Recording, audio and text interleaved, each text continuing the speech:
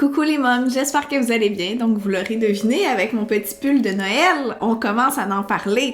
Moi, depuis 1er novembre, je suis prête à parler de Noël. J'ai installé mes décorations, genre ma deuxième fin de semaine de novembre. Mais moi, je suis vraiment une grande fan de Noël. Pas nécessairement pour les cadeaux, mais pour la magie de Noël, les films quétaines, la musique, les décorations, j'aime ça. Fait que là, moi, c'est ma période et je voulais quand même prendre le temps de vous aviser que cette année, je ne ferai pas de Vlogmas. Vous vous en doutez sûrement avec ma DPA qui est en décembre. Je veux pas trop m'en mettre. Par contre, je vais essayer de faire le plus possible de vidéos pour vous donner le plus de contenu possible quand même et en programmer pendant mon absence. Donc, je calcule que les premières semaines, avec un nouveau-né, je ne suis pas certaine que je vais être capable de faire des vidéos. Fait que je voulais quand même vous en aviser d'avance, mais tout de même, j'essaie de faire un peu le même concept que ce que je fais pendant mes Vlogmas, c'est-à-dire vous parler d'entreprises québécoises, vous parler d'activités à faire pendant le temps des fêtes, et vous parler en fait, bien évidemment, de ma grossesse et de tout ce qui tourne autour. J'en fais mention, vous allez sentir dans ma gorge que j'ai attrapé le petit rhume de Mathéo. C'est surtout une toux, donc j'ai la gorge sèche, sèche, en tout cas. J'ai la gorge abîmée. Donc, vous allez peut-être l'entendre dans la vidéo, j'espère que non, mais c'est le mieux que je puisse faire avec ma voix. Et je vous découvre mon petit œil, donc je n'ai pas mis mes lunettes aujourd'hui pour faire la vidéo. Je me dis que là, faut que j'apprenne à vivre avec, puis là, ça commence à me gosser plus de voir le reflet de ma ring light dans mes lunettes quand je fais le montage que de voir mon œil, finalement. Donc, on va y aller comme ça. J'espère que ça vous titillera pas trop mon petit œil malade. Mais bon. Donc aujourd'hui, je vais vous parler de bulles et pirouettes. Je vous en ai parlé à mon dernier journal de grossesse. J'ai fait un petit clin d'œil parce que c'était le Black Friday qui d'ailleurs dure jusqu'au 28 novembre. Donc, je vous ai parlé un peu de bulles et pirouettes. Je vous ai expliqué que moi, j'ai découvert Bulle. Mathéo avait à peu près 7 mois. Ils m'ont beaucoup aidé pour son anxiété de séparation. Ils m'ont beaucoup aidé pour tout ce qui est les routines de dodo. Puis, moi, c'était pas quelque chose qui était nécessairement acquis. Ce que je veux dire par là, c'est que on avait une très bonne routine pour le dodo, mais il a fallu qu'on la change à plusieurs moments dans la vie de Mathéo, finalement. Pourquoi? Parce que, bon, nous, on l'endormait avec nous. Là, après ça, on a voulu qu'il fasse dodo, qu'il s'endorme seul. Bref, il y a eu des étapes et il y a eu des changements qu'on a dû faire. Par exemple, la suce. Ça aussi, tout ce qui est la suce, puis tout ce que je sais là-dessus, c'est il y en a certaines qui viennent me poser des questions en privé sur Instagram, notamment. Tout ce que je sais, la plupart, ça vient de bulles et pirouettes. Donc, vraiment, moi, je trouve que c'est un bel outil à avoir sous la main quand on est une nouvelle maman ou même quand on arrive devant une nouvelle problématique en tant que maman d'expérience, si on veut. Tout ce que je veux dire, c'est que ça veut pas dire que parce que vous n'êtes pas nouvellement maman, vous n'avez pas besoin de bulles et pirouettes. J'ai également fait beaucoup de contenu avec Stéphanie de bulles et pirouettes sur ma chaîne YouTube. Je vais vous mettre les liens également dans la barre d'infos de cette vidéo-ci, mais c'est une femme exceptionnelle qui donne tellement d'elle et elle a tellement à donner justement parce que moi sincèrement ces trucs m'ont vraiment sauvé la vie sur plusieurs niveaux, ont sauvé notamment mon sommeil, la bienveillance que je fais envers moi-même en tant que maman. Donc c'est pour ça que je vous en parle, ce n'est pas seulement parce que c'est un organisme parmi tant d'autres, là, c'est vraiment une très belle entreprise québécoise qui moi m'a beaucoup aidée et m'aide encore à ce jour. Cette belle grosse parenthèse pour vous dire que j'ai eu en primeur le calendrier de l'Avent que je n'avais pas pris l'an dernier, mais que là j'ai, et je l'ai feuilleté. Ben, en fait, j'ai tout regardé, le calendrier de l'Avent, mais pas avec mon fils, là, vraiment juste pour les besoins de la vidéo. Je pense qu'on va avoir vraiment beaucoup de plaisir à le faire. Et pourquoi je vous parle du calendrier de l'Avent, c'est que moi, personnellement, je vais arrêter de travailler le 1er décembre, justement, parce que je veux prendre du temps pour moi et pour mon fils avant que ma fille s'imbrique dans notre petit duo. Je veux qu'on puisse faire des petites activités pour un peu plus chouchouter mon garçon, si on veut. Donc là, pour ça, moi, ça me faisait vraiment une très belle porte, mais à regarder le calendrier de l'Avent, ça se fait très bien pour n'importe quelle famille. Ce que je veux dire par ici, c'est que vous n'avez pas besoin d'arrêter de travailler comme moi pour faire le calendrier de l'Avent. D'ailleurs, il y a des activités, les activités sont notées en termes de temps aussi, je vais y venir, mais les activités sont notées en termes de temps, ce qui veut dire que si par exemple, vous avez un horaire qui est du lundi au vendredi, puis vous n'avez pas beaucoup de temps le mardi pour faire le calendrier de l'Avent, justement, vous pouvez prendre une activité plus courte. Vous n'êtes pas obligé de suivre vraiment un calendrier qui est de l'activité 1 pour le jour 1. En fait, l'activité 1 et 2, c'est mieux que vous les fassiez au début, mais après ça, pour le reste des activités, vous n'êtes pas obligé de prendre la date de la journée. Vous pouvez les faire en désordre, finalement, et y aller avec des activités qui fit plus avec votre horaire et le temps que vous avez d'allouer pour l'activité du jour. Donc moi, j'ai un gros coup de cœur pour tout ce qui est quétaine, vous l'aurez sûrement deviné, mais moi, ça, c'est un détail qui était super important pour moi. Pas super important pour moi dans le sens que j'aurais pas acheté le calendrier sinon, mais quand j'ai vu ça dans le calendrier, je trouvais que ça donnait vraiment toute la magie au calendrier finalement. C'est le lutin pirouette qui va animer, si on veut, tout le calendrier de l'Avent. On n'est pas obligé d'aller dans des lutins coquins qui font des mauvais coups, là, c'est pas nécessairement ça l'idée. Moi, chez moi, j'en ai pas des lutins qui font des mauvais coups. Là, c'est juste que le lutin pirouette, je trouvais ça vraiment mignon.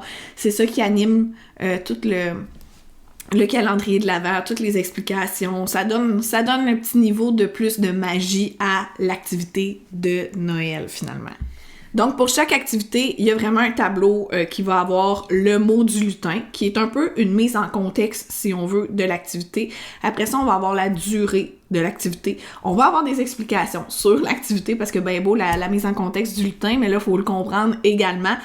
Pour certaines activités, il y a même des exemples. Il y en a qui viennent, en fait, avec des props, là, fait qu'en fait, du matériel qu'il faut faire, par exemple, un bricolage. Donc là, vous allez avoir tout le bricolage lié avec ça. Ce que moi, je trouvais super, super pertinent, c'était aussi, il y a une petite case que c'est la ou les sphères développementales qui sont travaillées pour cette activité-là. Donc, on sait si, OK, ça, c'est le niveau moteur ou ça, c'est le niveau plus créatif, etc. Ça sert-tu à quelque chose de le savoir? Moi, j'aime vraiment ça, savoir ce genre de choses-là. Puis, je vois aussi où mon garçon excelle, où il y a peut-être un petit peu plus de difficultés, où là, je vais l'aider un peu plus. Mais moi, j'aime ça, savoir ces affaires-là. Puis, je suis sûre que je suis pas la seule à aimer ce genre de petits détails-là. Après ça, bon, je vous ai parlé des explications de l'activité, du matériel nécessaire aussi, il y a la liste, parce qu'il y a des choses aussi que vous pourriez décider de faire qui ne demandent pas nécessairement de matériel, ou que vous pourriez décider d'ajouter des trucs que vous avez vous-même à la maison. Je pense encore une fois au bricolage, que vous pourriez ajouter des petits trucs que vous avez vous-même. Et à la fin, on met l'étoile pour dire que l'activité, elle est faite, elle est complétée. Je trouve que le calendrier de l'Avent est vraiment très bien fait. Les activités sont vraiment intéressantes, puis ils vont vraiment dans diverses sphères. Au début, quand je le feuilletais, je trouvais que c'était beaucoup dans le créatif, ce qui, moi, me cause un peu aucun problème parce que mon garçon adore ça.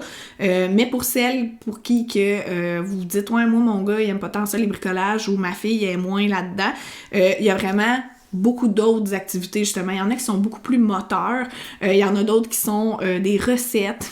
Avant, les recettes, ça fonctionnait pas qu'on les fasse ensemble, mais là, je pense que je serais intéressée à les essayer, justement. La fameuse pâte de sel que on peut faire cuire et peinturer, ça aussi, je voulais déjà faire ça pendant le temps des fêtes, mais là, c'est dans le calendrier de l'Avent également. Je vous en dis pas plus, il faut que je vous garde quand même des surprises, mais vraiment, si je peux vous donner, en fait, un petit idée d'ensemble, là, il y a des recettes de dessert, des recettes de crêpes déjeuner, dessin, découpage, peinture. On va aussi aller dans le coller des petits trucs sur XYZ bricolage. Dans les jeux plus moteurs, il y en a qui vont vraiment inclure toute la famille, fait que même les parents sont interpellés à jouer.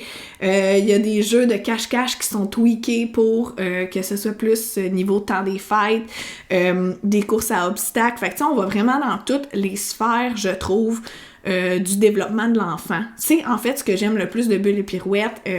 Là, on dirait qu'avec le temps puis l'expérience de maman, c'est moins une pression que je me mets. Puis je sais aussi qu'il est très, très, très, très bien stimulé à sa CPE. Mais quand j'étais dans mes débuts de maman, je me trouve drôle de formuler ça de même, mais vous comprenez ce que je veux dire. Dans mes premiers mois de maternité, ce que j'avais vraiment peur, c'était de skipper une étape. C'était de pas l'avoir stimulé pour telle chose. C'était de pas l'avoir préparé pour telle étape de son développement. Puis les boîtes d'éveil de Bulles et Pirouettes que je recevais peut-être pas chaque mois, là, mais à chaque tranche d'âge, on va dire ça comme ça. Ça me permettait de focusser mes efforts sur des activités qui allaient vraiment développer la bonne chose au bon moment. Parce que moi, je suis très bonne pour penser qu'il devrait être rendu là, mais ça, c'est comme rendu à 5 ans qu'il devrait pas faire ça, pas à 2 ans. Donc ça me ramène un peu sur terre de dire, OK, voici ce qu'un enfant de 7 mois, 18 mois, 2 ans devrait être capable de faire et voici comment l'aider à le développer. C'est ce que j'aime le plus de Bulles et Pirouettes. Puis là, vraiment, moi, je vous parle du calendrier de l'Avent qui est pour la tranche d'âge de Mathéo, mais il y en a d'autres. Et je sais qu'il y a des petites activités qui sont pour peut-être un peu plus vieux ou un peu au-delà de ses capacités. Il va falloir que je l'aide plus, autrement dit. Mais l'idée derrière tout ça, c'est pas de le laisser avec le bricolage puis de l'occuper. Je veux que ce soit une activité qu'on fait ensemble. Donc, c'est un calendrier de l'Avent qui a des activités qui nous permettent de bond ensemble. Donc là, c'est pas juste de le surveiller puis de le laisser dans son petit coin faire les activités, c'est d'y participer également. Donc voilà, ça fait un peu le tour de ça ressemble à quoi, parce que je veux pouvoir vous le montrer, mais je peux pas trop vous en dire non plus parce que je veux que ce soit une surprise pour vous. Mais je pense que je vous ai quand même bien résumé pour que vous sachiez en fait qu'est-ce qui est inclus dans le calendrier de l'Avent, puis pourquoi je pense que c'est un super bel outil. Et je pense aussi qu'on peut très bien le réutiliser d'année en année. Là. C'est pas parce que vous l'avez fait cette année qu'on jette tout ça aux poubelles. Je pense que ça se prête très bien jusqu'à temps que votre enfant finalement soit plus dans cette tranche d'âge-là. Mais si vous avez des enfants aussi qui sont de différents âges, ça pourrait bien se prêter. C'est pas juste pour le 2 ans, c'est vraiment une tranche d'âge vraiment plus large que ça.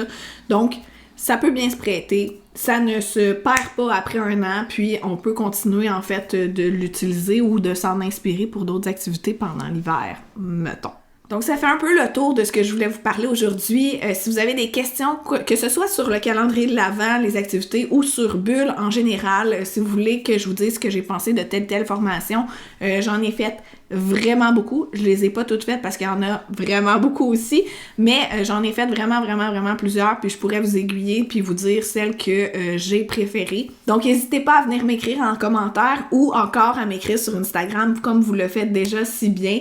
Et si vous avez d'autres concepts que vous aimeriez que je couvre avant qu'on tombe vraiment dans ce qui est plus temps des fêtes, ça aussi, laissez-le moi savoir dans les commentaires, ça va me faire plaisir de couvrir ces sujets-là finalement. Donc, je vous souhaite de prendre soin de vous, de poser vos pneus d'hiver si c'est pas déjà fait et d'aller faire un tour sur le site de Bulles et Pirouettes avec mon lien d'affilié qui va se retrouver dans la bio juste ici.